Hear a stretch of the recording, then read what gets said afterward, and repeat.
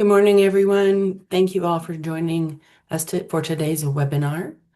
My name is Laurel Rodriguez, and I'm the Director of Marketing at SureImpact.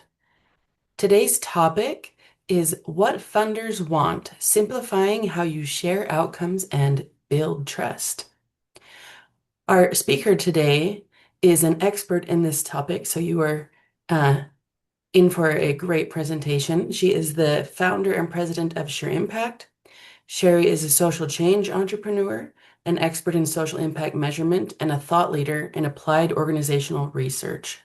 She believes in data, metrics, and accountability. Sheri is passionate about women's equity and the advancement of girls. She is a past Columbus chapter president of the National Association of Women Business Owners and a commissioner for the Columbus Women's Commission for the Mayor's Office. Just a quick note before we start, feel free to submit any questions you have in the chat. We will be doing a Q&A session at the end, and we would love to hear your questions. And with that, I'm going to go ahead and turn the time over to Sheri. Thank you, Laurel. Welcome, everyone. I am so excited and honored and grateful that you're spending a little bit of your day with us today to really look at what funders want. We've had a bit of a year, if you're based here in the United States, with a lot of shifting priorities and grants and other situations. And so we need to think about our work differently. We need to show up differently. So today's webinar is to really help you understand how things are shifting and how to prepare yourself to attract the resources you need to continue your great work.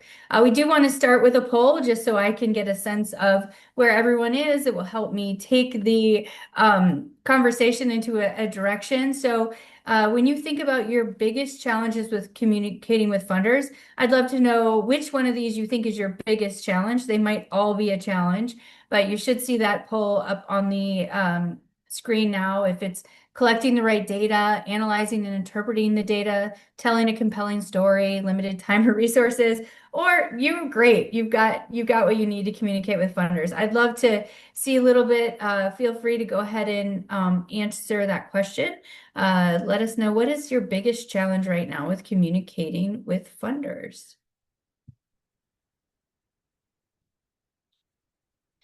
As we get responses in, I know, Laurel, you'll calculate those and put them to the public when they're available. Thank you, Laurel. Okay, so here are our results. Thanks for those of you who answered this poll. And so what it looks like is collecting the right data is the #1 challenge. Interesting. Telling a compelling story and limited time or resources are the next 3. So good, you're in the right room. We are going to be addressing all of these, and let's go. Let's talk about, what do funders want? So first and foremost, today, funders do expect more than good stories. So maybe 10, 15, 20 years ago, we could rely on a great narrative and connect emotionally with the funder to unlock grants and funding, but that is no longer the case. Funders want to be engines of impact. They want to be able to have understanding of their ROI. So let's put ourselves in the mindset of a funder and what their expectations are today. They are making decisions based on data. We have to remember that probably 90% or more of, whether it's a corporate foundation, a family foundation, a foundation, an individual donor, the majority of the organizations who are involved in philanthropy are coming from a for-profit mindset. Most of them have made their wealth through investments. They've made their wealth through business growth and business leadership. So they are very used to making decisions based on data. And the more and more as society has moved on, these donors, these funders have access to real-time information at their fingertips. And you have to understand that these corporations that they're leading, that they're working in, the investments that they are investing in that are producing their wealth are all very data-driven. And so they are used to the language of data. They also think in terms of ROI. Now, when they start to talk to your nonprofit or your charity, they're not necessarily thinking about how are they going to get a return on their investment back into their bank account. Although I will tell you, there are a lot of new social impact funds that are available where they do expect a return of some sort. That's not everyone, but that is another source of funding that nonprofits can tap into as well, where you get lower interest rate loans, but they do expect a return on their money as well as a social impact. But they are very much thinking about, if I invest in your nonprofit, what change will I see? What return on that investment will I see in society? So we want to make sure we're thinking like really thinking like an investor. That's what, if you think about your donors as investors, you'll be much more successful. They also want to know what outcomes you're producing. You want to be able to communicate to them, what are they really buying?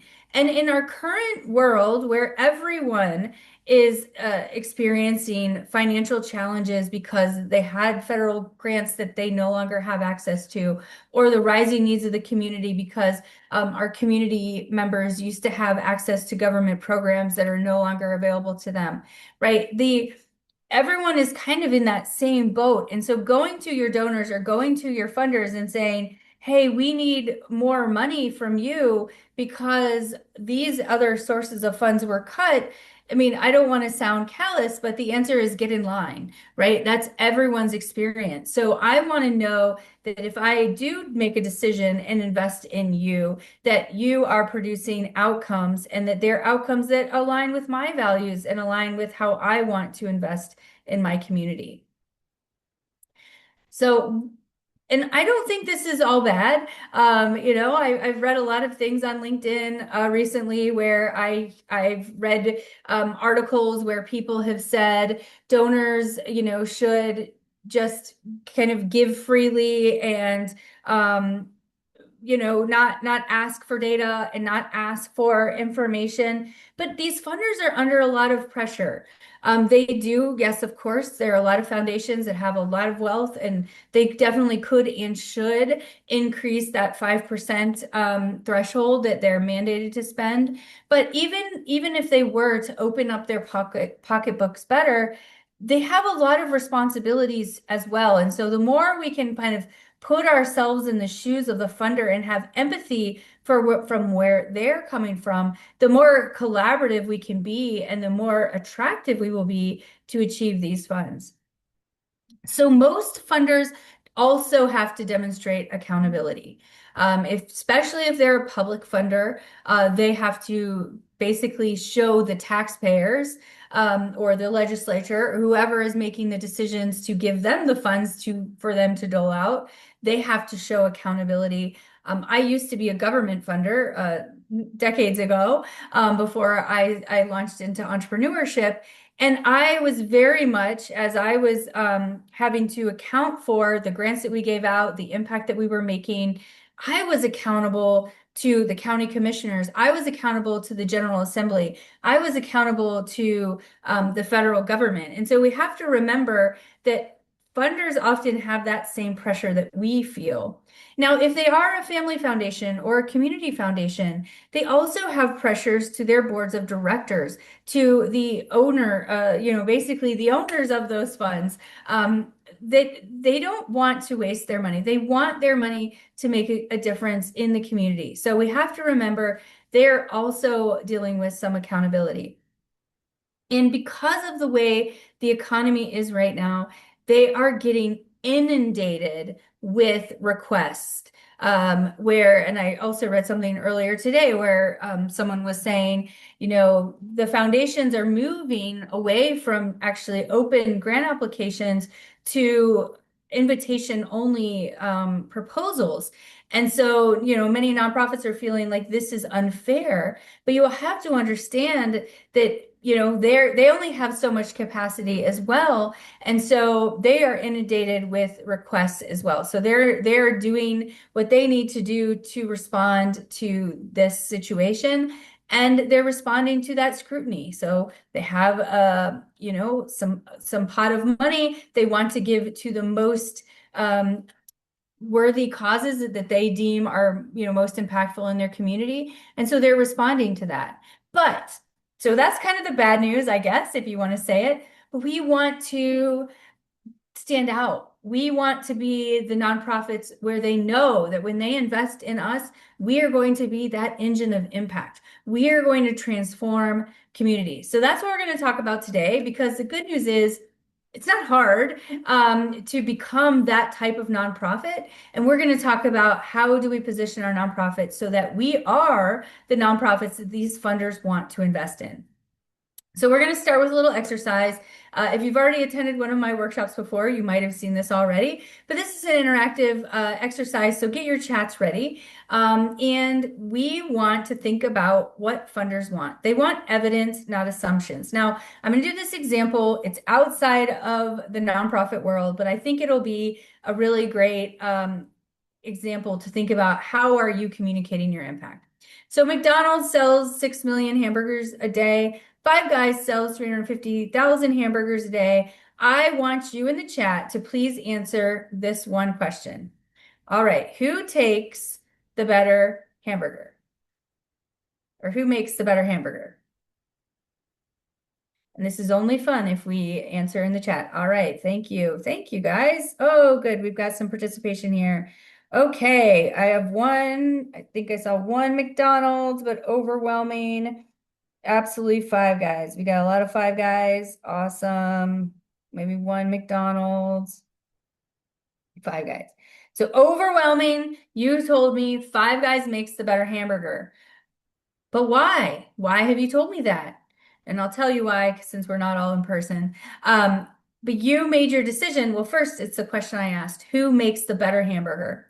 And so when we're a funder, we're looking for that answer too. We're looking for evidence of who is producing the better results, who is solving the problem more effectively and efficiently. They're not looking for counts of numbers, because whether you are a nonprofit that's delivering 6,000 or 6 million, 6 million services a year or 350,000 services a year, it doesn't tell me who's making a bigger impact. Because just because I'm selling 6 million hamburgers a year doesn't mean I make the better hamburger, right? And so when we think about this in our nonprofit context, the number of hamburgers a restaurant produces, those are outputs. The who makes the better, the quality, the taste, what you evaluated, who made the better hamburger on, is your outcomes. And that's what funders want. They want to see those outcomes. They want to see that story of impact. And yes, Corey, I like your question. It depends what you mean by better. Of course, it depends what I mean by better in this particular context. And that's the same thing when you're pitching funders or writing for grants, is you need to be able to show them how you are creating impact. What is that, the outcomes that you're producing, not just the number? Because if you tell me a number of people served or a number of services provided, I don't know if they're quality, if they're impactful or not. And what a situation that shaped my early career back when I was a government funder is that we looked at some programming that we were investing in, and unfortunately, we learned that one of our programs was making kids worse. Now, we didn't want to make kids worse. We didn't set out to make them worse. But what we found out was that because of a variety of things with the way our program was designed, young people who went through our program were more likely to go back into the juvenile justice system than if we had done nothing and not even intervened at all. And we controlled for socioeconomic status, crime, a lot of other factors that one might think would predict these results. And we found that it didn't make a difference. There was something in the program design that was making this situation true.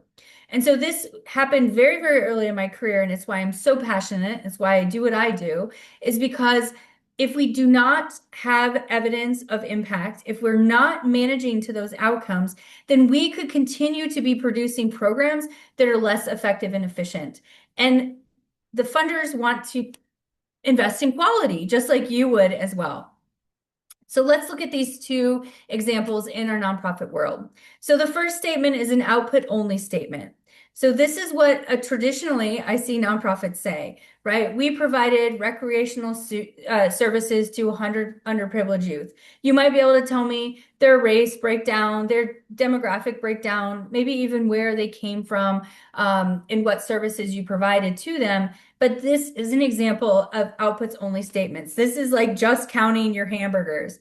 Whereas what funders are looking for is they're looking for these outcome-based statements. And think about if you receive these two pitches or you receive these two statements. And an outcomes-based statement said through recreational programming serving 100 youth, they improved on average reading comprehension by 2 grade levels. They kept 99% of at-risk youth served in school and 100% out of the juvenile justice system. And for every $500 donated, the lifetime earning potential of one child is increased by $289,000, which is a 57,777% return on your investment. Now, of course, which program would you fund? By far, the one that is showing you those outcome-based impact statements. We're going to dive deeper on how you become this type of organization, how you have this type of data at your fingertips when you need it without, hours and hours and hours and hours and hours of data collection, data analytics, and getting to those outcomes, because it does not have to be hard. I know a lot of people see those outcome statements and they say to themselves or say to me, Sheri, we don't have enough money, we don't have enough staff, we don't have enough expertise, we don't have enough time. And I hear you, but our research shows that there is no correlation between size, budget, number of staff, and a nonprofit's ability to create these outcome-based statements. And so that's what we're here to do, because that's what funders want. And not only that's what funders want, that's what your participants want. They want to go to a program that they know is going to transform their life and be effective and meet their needs.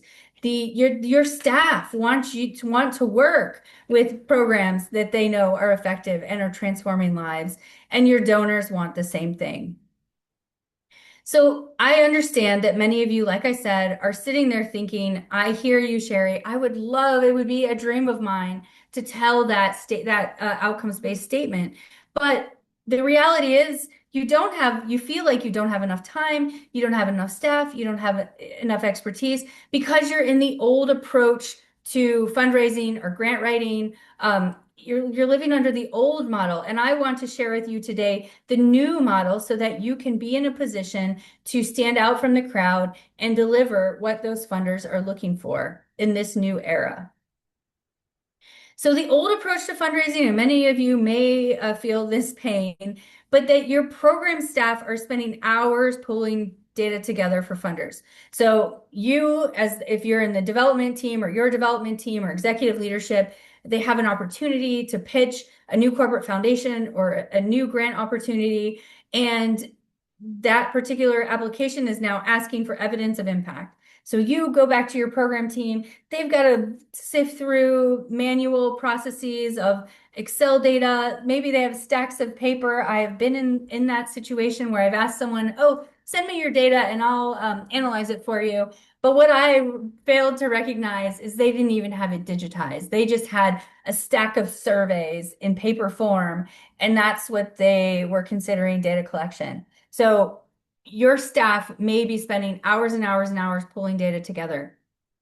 And therefore, you may be able to finally last hour give it to them, but you've wasted a lot of time. Or you might not be able to get all that information together. So you may actually lose out on funding because you don't have access to that data. So we need to make sure that we have systems in place that makes having that impact story right there at our fingertips.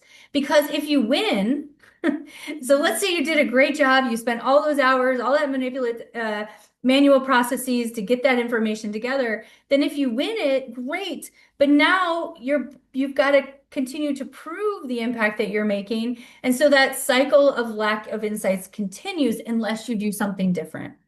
So I want to introduce a new approach to fundraising so that you have what funders want whenever you need it. And we call this the Sure Impact approach. So if you're new to the Sure Impact community, you may not know my story. I was a program evaluator for over 20 years.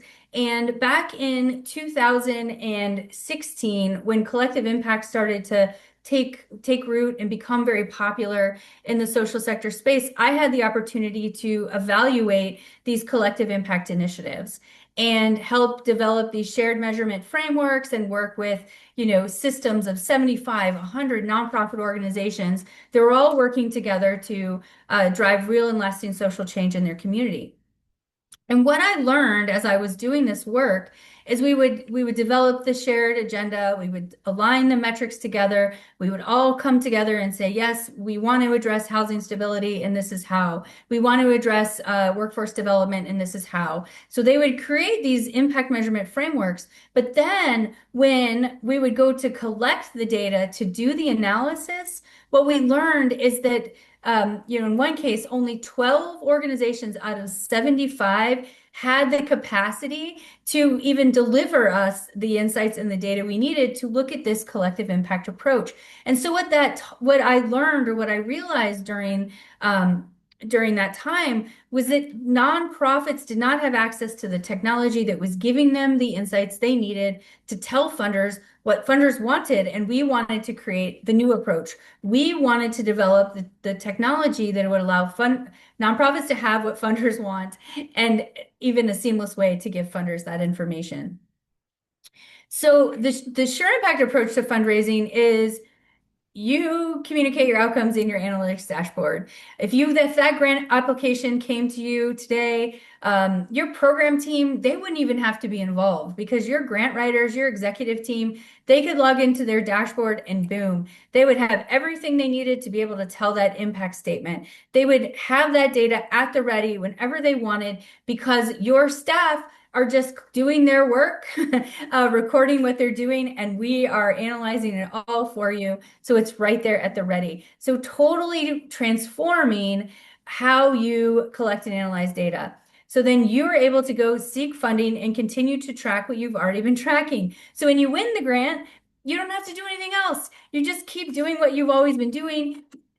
Donors love you. They trust you because they know you're consistent and you're managing the outcomes and you have everything you need when you need it. So it sounds pretty basic, but that's what, we're doing here at SureImpact. Now, if you don't use a technology like SureImpact, you can do it manually too. And so we'll walk through what that looks like if you are using another system or you want to do it manually. But think about as we go along through this presentation, think about these 6 key questions that funders are going to ask you and ask yourself, where are you keeping that data, or do you have that data at the ready in your organization or in your system?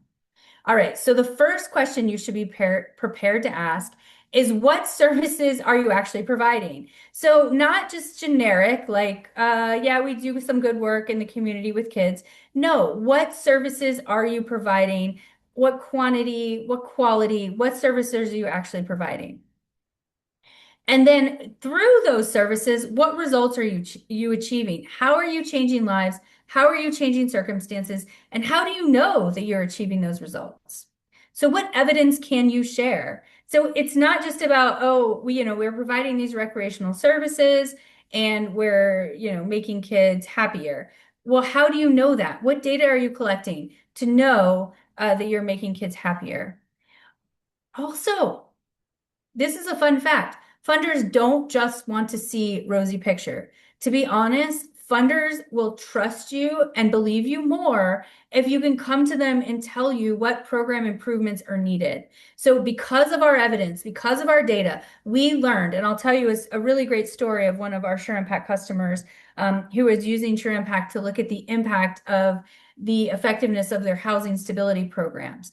And they had a certain group of their population who had access to case management because their funding allowed for that. They had another section of their population who did not have access to case management. They didn't have funding for case management. And because they had access to this real-time data and information, and they were able to see on their dashboard the relationship between what was done and the results, they learned that those residents who had access to case management were 2.5 times more likely to stay stably housed than those who didn't. They were then able to take that information. Most of their programming before was funded by government grants and government subsidies. So they were able to take that information to private foundations in their community that they had never sought funding from before. And they now had a case for support. They now had a reason to go to these private funders and say, these philanthropists, and say, yes, I know a lot of our funding does come through government sources. However, there is this contingent of our population who does not qualify for these benefits. And we're learning that their outcomes are actually worse than our residents who have access to these government sources because these don't have access to case management. And therefore, they were able to get that case management services fully funded from private donations to supplement their work. And now they knew they were starting to drive equal outcomes. So that those program improvements, don't shy away from them. If they're data driven, it actually can help you bolster your case for support, raise more money, and then start to improve your success rate, improve your operations. So you will be able to tell your funders, and we're going to talk about cost per success in a minute and how you calculate that. But you'll be able to tell your funders what support would be helpful and why, and what data or evidence do you have that suggests that if they do invest in this and if you do deliver this program in this way, what greater impact can you create? And then the last question they will ask you is how will you sustain the program? Now, this is a little bit harder sometimes to answer because, let's be honest, most of you are reliant on funding from all kinds of sources to stay in business. It's the nature of nonprofits. I don't believe that every nonprofit needs to have a social enterprise attached to it, but I can tell you when you're answering that sustainability program, the more you can prove that you are reducing reliance on public benefits or you are creating positive social change, the more sustainable your organization becomes because it's a no-brainer to invest in your nonprofit, that you become an institution of impact. We heard stories all during the pandemic that our clients they were approached by donors. And I don't know if you guys know how many foundations there are out there that they're not secret. I mean, they're out there, they're public, but they do not allow for solicitation. They don't even allow for invitation only. They are doing their own research. They're doing their own diligence. They find, what nonprofits they believe are worthy and creating the impact that they want to see. And then those nonprofits get a phone call and a check. And that is you want to be that nonprofit. You want to be that nonprofit that is out there so visible, sharing your impact with data that those nonprofits that are doing that, or those foundations that are doing that due diligence, seeks you out and gives you the check. That's how you become a sustainable program. So what are we going to do? So we need to answer those questions. That's what funders want to know. Now we need to think about, do we have the right data to tell our story and to supplement with our storytelling? By no means am I saying that storytelling is dead. It absolutely is important. It needs to be part of your strategy, but we want to couple data with your storytelling. So I don't want you to walk away from this webinar and hear me say that you don't need stories and you don't need data. You absolutely do. There's a science on why you need both. But today we're really going to talk about how do we set ourselves up with the right data coupled with our stories to really drive change and seek that funding that we're looking for. So there's 3 types of data that we need to collect in order to tell a truly impactful impact statement.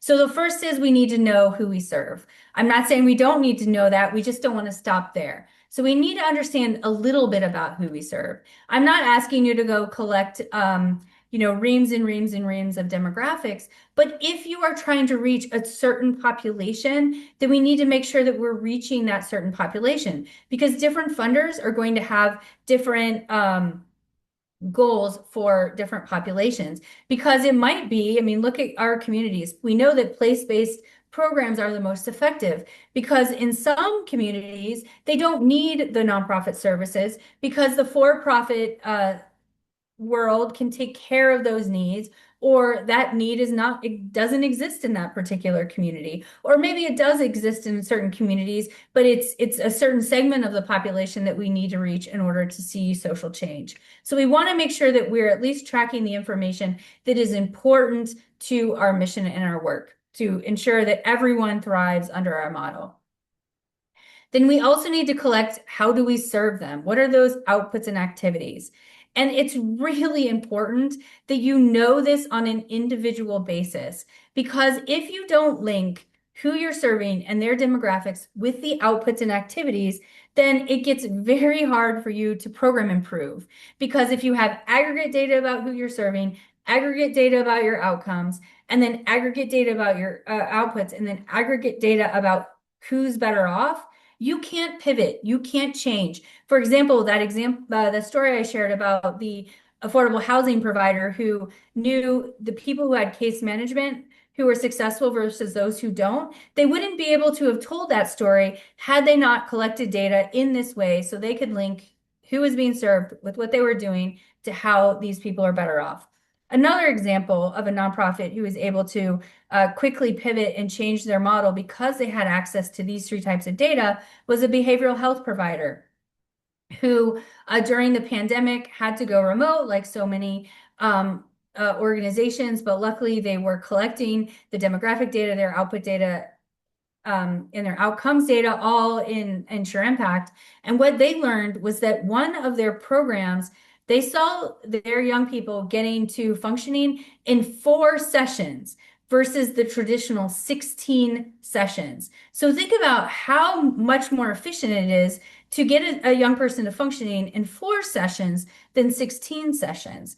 And so with that information, they were able to train all their staff in this new modality, and that allowed them to serve more kids, reduce their wait list, and create greater impact in their community. So as we're walking through these three types of data, I'm also sharing with you some screenshots of how SureImpact makes it really easy. But first, we want to collect our demographics. Make sure you have this data in a secure environment.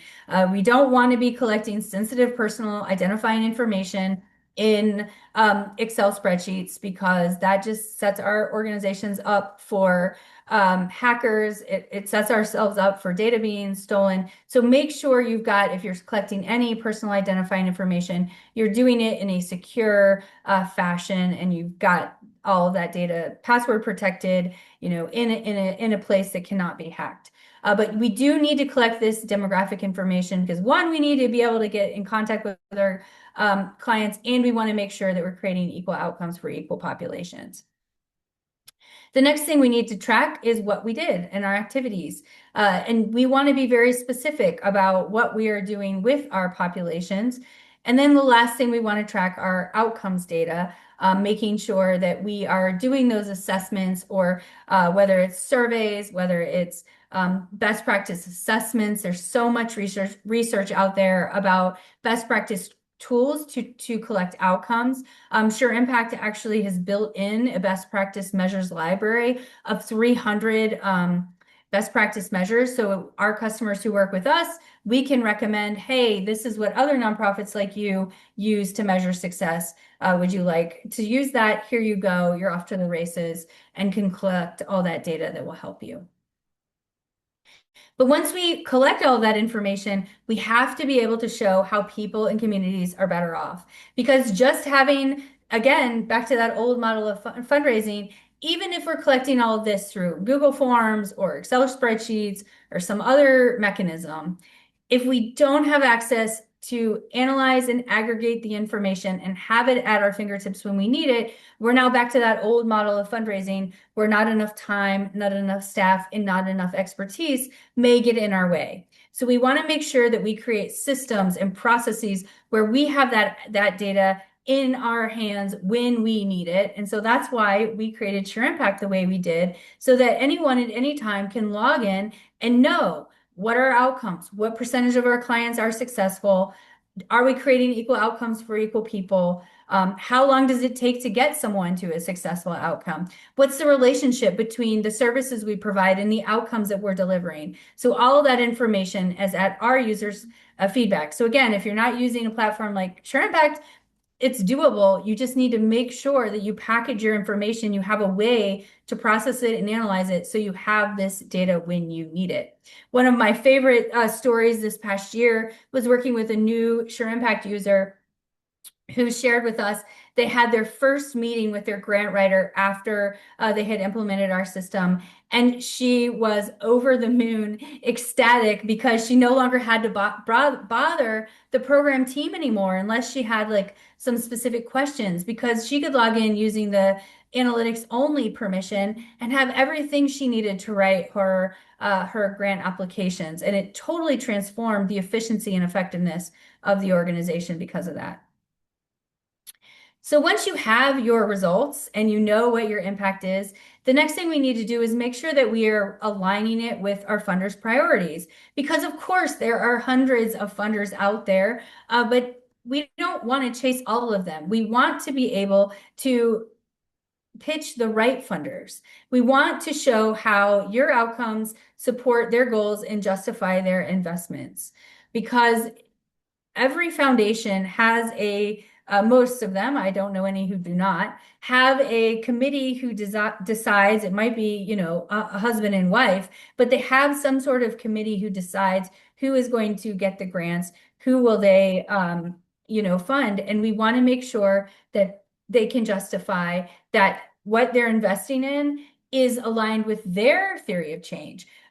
Just yesterday, I was on a call with a private foundation who said, you know what, we're getting inundated with requests. It's very, very important that we are very, very clear on our theory of change, our thesis of investment, so that we're able to showcase to our board and we can showcase to our stakeholders that we are investing in the causes that we care about, the causes that are meaningful to us.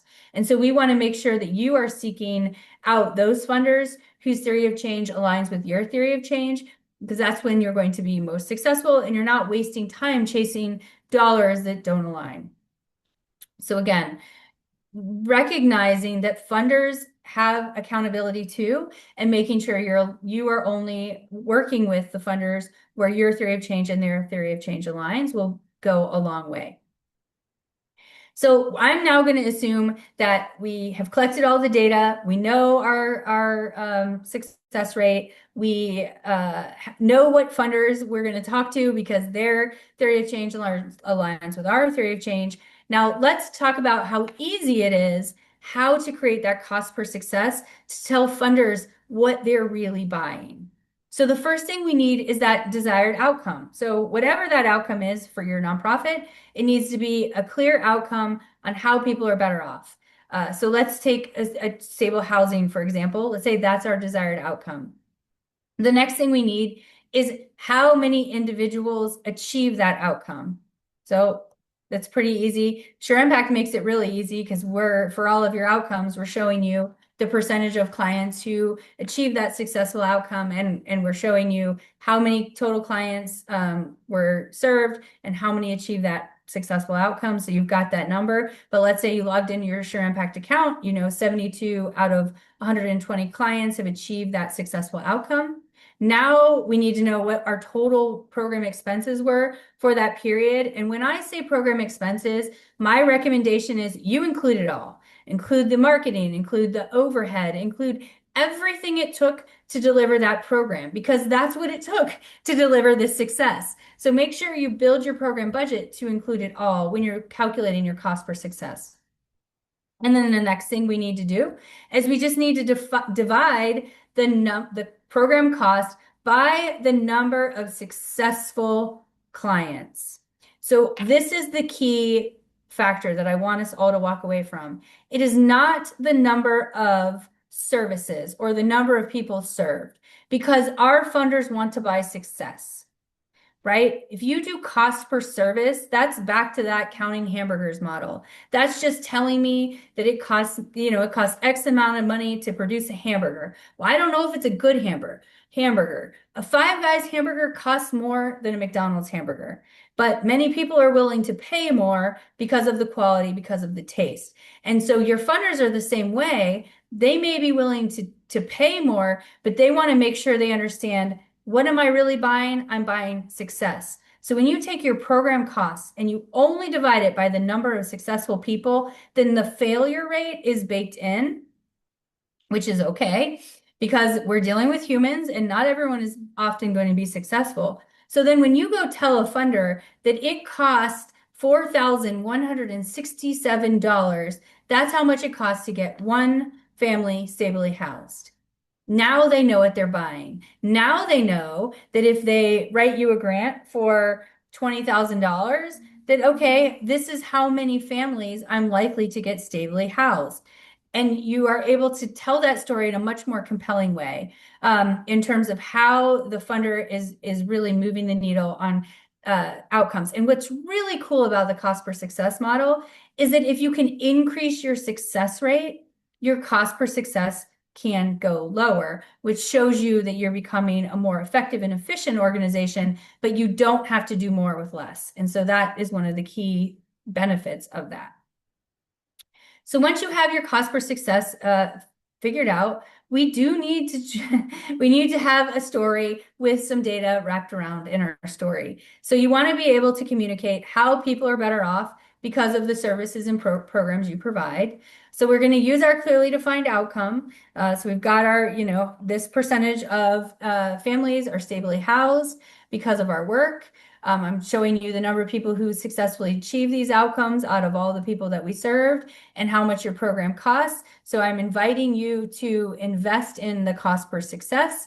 And then you can wrap that story around the, wrap that anecdote or wrap that case study around the number of successful participants. So again, I'm talking more about data today because that's what funders want. Nonprofits are typically great at telling stories, but what they want is that evidence of impact, and that's where nonprofits struggle. Actually, we found that only about 25% of nonprofits have access to the real-time insights and impact that they need. So the last thing I want to talk about before I open it up for questions is really this understanding of, we need a budget for impact measurement. It's what funders want. Therefore, we need to prioritize it. It's not even, I don't even think we should prioritize it because it's what funders want. I think we should be prioritizing it because it's what we need to deliver our services and our programs. And trust me, those funders that we're pitching to, in those corporations that they're working in, they all have access to data. They have all prioritized in their own, whatever business metrics and KPIs that are important to them, they have all prioritized this. So do not apologize for asking for or incorporating outcomes and impact tracking software into your budget, because it's necessary to run your operations. Just like your internet is necessary, your lights in your physical building are necessary, outcomes measurement software tracking is essential to your budget. So you want to make sure that when you're thinking about your work, you can include the outcomes tracking software. Now, of course, there are a variety of opportunities. Some make it a lot easier than others. And so look for the ones that make it more effective and efficient, especially those who reduce the staff time required to analyze and report outcomes. Because if you do not include the cost, and this is something I really, really want everyone to understand, if you don't include the cost for a technology, then you better include the cost for staff time, because it's one or the other. It's either you're chasing data, you're chasing spreadsheets, you're analyzing all that information, and you're getting the reports, or you're investing in technology to shorten the staff time, allowing staff to do what they're better positioned to do, which is serve your clients or go meet with donors to raise more money. So it's one or the other, but make sure you're including the cost for that. And then you do have to realize that there will be some ongoing training to support that data collection. Again, as you're evaluating your options, look at the things that make it easier, make it more efficient and effective. Those packages that include training, like SureImpact does, we include all of the training in our license price, so there's never extra fees or nickel and diming it. But realize that these are part of the cost. As you're building your budget, some might be more tech heavy, some might be more people heavy, but really understand what it costs to do this, regardless of if you're relying on people or technology. And so if you don't have a ready-made solution for you like SureImpact to help you track, measure, and communicate your impact, you likely are going to have to pay for a consultant who will help you design that evaluation, develop that survey tool, train you how to administer it. So just make sure you understand all the costs when you're building your budget. And then we want to make sure we're building that trust through dialogue with our funders. It's not just about having data and numbers, in a pretty report to share with our funders. That's part of it, but it's also building that trust. So we want to be proactive when you're building relationships with funders so that you can better pitch them. So ask funders, what results matter to you most? And if their answers don't align with your theory of change, wish them well and go find another funder. But if there is alignment, then there is nothing wrong with modifying what you measure so that you resonate more with the funder, because you've already said that you're aligned in terms of your mission and your theory of change. Asking them, how do you define success? What would you consider is someone who's better off? Again, if you can come closer in alignment with how you measure success to how they define success, the more successful you'll be. Again, as long as your theories of change result. Understand what reporting formats are most useful. Sometimes we make assumptions, but we can help people transform what nonprofits think. SureImpact has been very successful with working with our organizations, our nonprofits, to recommend they use SureImpact with their funders. And if their funders start to use SureImpact, then the nonprofit no longer has to report anything. The system takes care of it all. So maybe you can have a dialogue to make it more effective and efficient.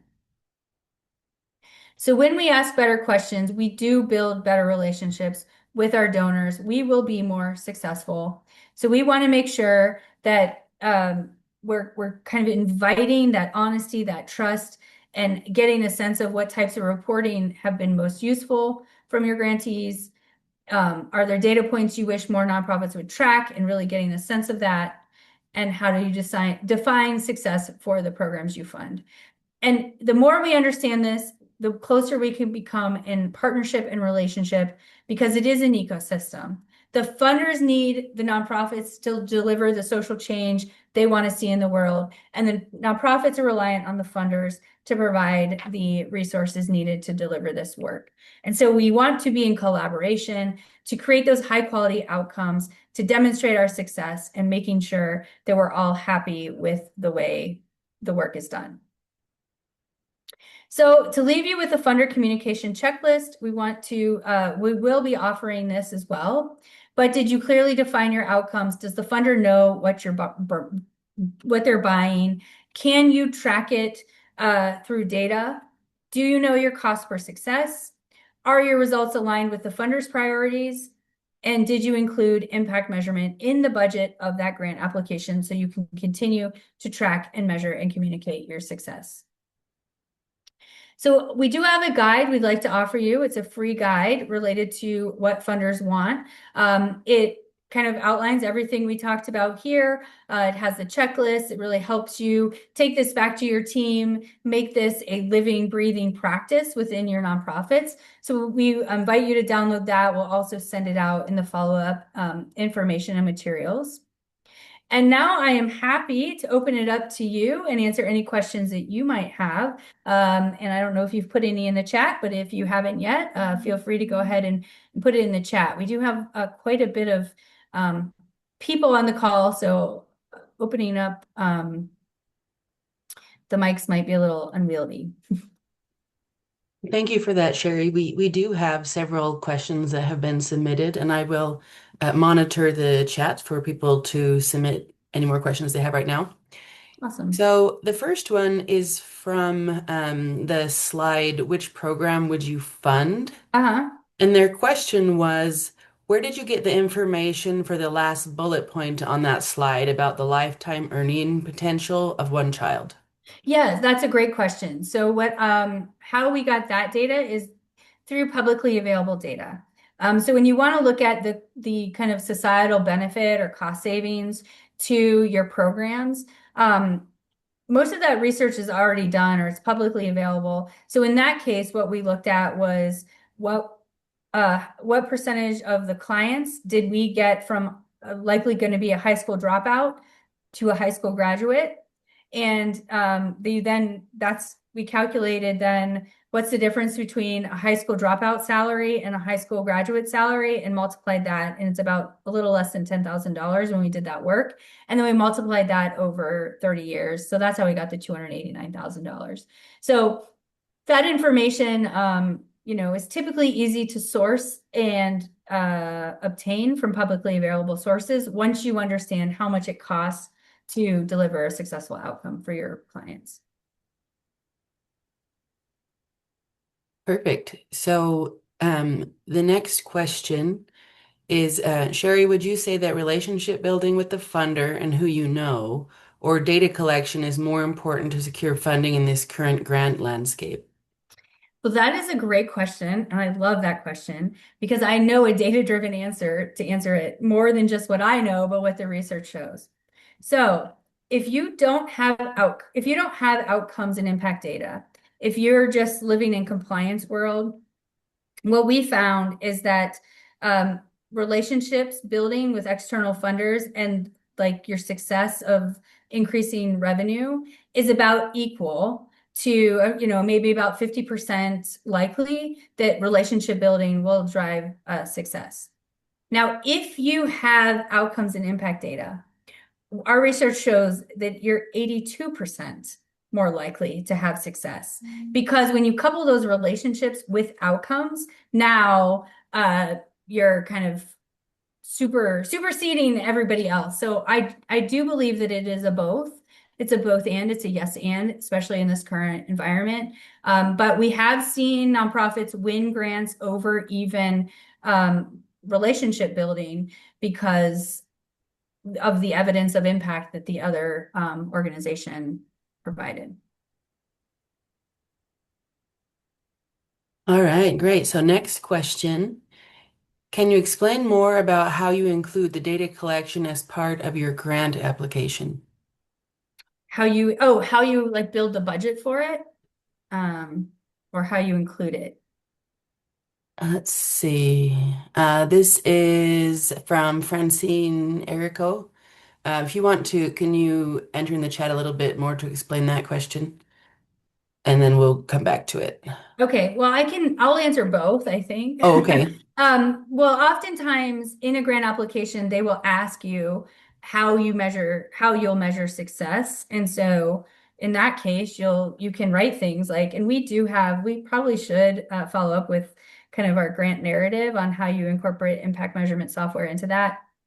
But to um, basically, you can say like, well, we collect this data to know that we are successful and these are the outcomes that we collect. So that's how you would write that into your application. Now, if you're talking about the budget for impact measurement software or data collection in your budget, what I like, one, we've interviewed tons of funders. They do not see data collection as a overhead expense. They actually see it as a programmatic budget expense. So when you're building your budget, you can like take the cost of the data collection and divide it per person or divide it by program and build that into like a data management fee as you build your budget. So whether you want to do it as a per participant cost or per program cost, that's a great way to kind of build your programmatic budget.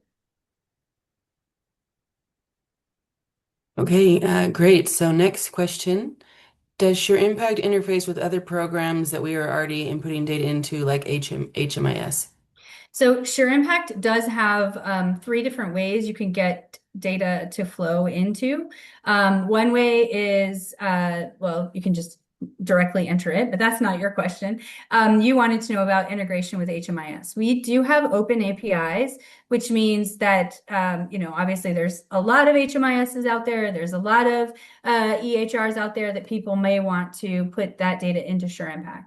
SureImpact, you may build on our open API. Our development team will make that available to your team to build those integrations. We also have very easy bulk data upload. So if you can export it from HMIS, you can easily import it into SureImpact as well. Sometimes people find that the bulk upload process is simpler than investing in an integration, but it really is up to your organization. Okay, so thank you. So next question. What options for outcome data do we have if we only have brief contact with clients? For example, as a food bank, about 30% of our food is distributed through mobile distributions where participants drive through, pop their trunk, food is put in, and they never even get out of the car. Yep, that's a great question. So if you are just a straight up food bank, I would advise you to whether you do some pulse surveys or ask some brief questions of the people that you are serving. It doesn't have to be every time they come, but making sure you understand that what is the basically because they have access to this food, is there other outcomes that they are able to achieve, right? If the choice was feeding my family or making my car payment or getting medicine, we've worked with other food banks that have had them collect information like that. And also thinking more, not just about pounds of food distributed, but thinking of things like food security measures. That's also something you can track. So there's a lot of different ways to think about how are you doing that. All right, thank you. Next question. And thank you, everyone, for these questions. These are all great. I will admit that we have not clearly identified what our outcome is. Do you have suggestions on how to figure that out? What questions should we be asking ourselves? Yeah, that's a wonderful question. So this is my cheat sheet for how do we decide what to measure. Ask yourself, why do you do what you do? Why do your funders fund you? And why do your participants want to participate in your program? I know that sounds like three really simple questions, but those whys are your outcomes. They are, the results that people are looking to experience. And so once you've identified those whys, I think if you haven't created a logic model, it's very important that you create a logic model. We have another guide that might be useful as well, which is the Ultimate Guide to Impact Measurement that walks through, kind of these elements of success to select the right measures. But if you have the answer to those whys and you are using a product like SureImpact, we would be able to recommend best practice measures and how to capture that data as well. So really get clear on why you do what you do and why your funders want to fund you. And then that then leads to what you should be measuring. All right, thank you for that. Next question. How do you approach giving outcome data to funders that provide restricted funding? They see our overall impact, but their funding can only support a fraction of that. Yeah, well, I mean, I think that's where you can narrow into the story. No funder is going to fund 100% of one program, and nor would you want that because you would become a very not stable organization because if that funding went away, so does your organization. And so most funders understand that it is you're using braided funding or blended models. So that's where the cost per success is so important because what you're doing is you're getting it down to one family or one participant. So if that funder is funding, a full, I don't even know what your mission is, but if it's affordable housing, wraparound services, and the family has to have children in their own homes. So look at what does it cost to get those families that have children in their own homes to a successful outcome. And now when you go to that funder, you can say, hey, for the population that you fund, it costs this amount of money to get one family stably housed. So you're drilling it down to a per person cost, which allows you kind of to help them see what their contribution is creating in your organization. All right. Well, thank you so much for that, Sherry. We do have a few more questions people have submitted, but we're out of time. So I will be following up after the webinar with so we can get answers to your questions. So we appreciate everyone's participation Yeah, this and is being here great. today. Next time we will book more time next time is what I've learned. Yes, for sure. No, there's a lot of really great questions. So thank you everyone for attending today. I will be sending out the webinar recording either tomorrow or Thursday with the slides as well, and also links to the two guides we mentioned, the What Funders Want and then the Ultimate Guide to Impact Measurement. And if you would like to reach out directly to Sherry, her contact information is here on the slide. She's always happy to answer questions and provide recommendations.